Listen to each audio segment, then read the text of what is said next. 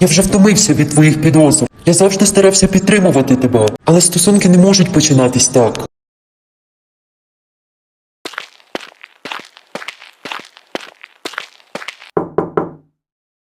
Привіт, можна?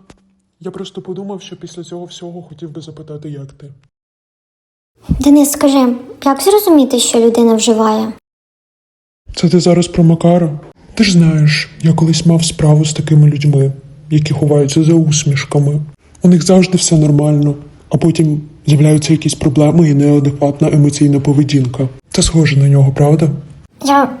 Я не знаю. Він клявся, що це не його. А якщо він просто грається на твоїх почуттях? Ти про це не подумала? Уяви, ти довірилася конкуренту, а потім залишилася з купою проблем. Я просто знову не хочу обпектися. Все працює.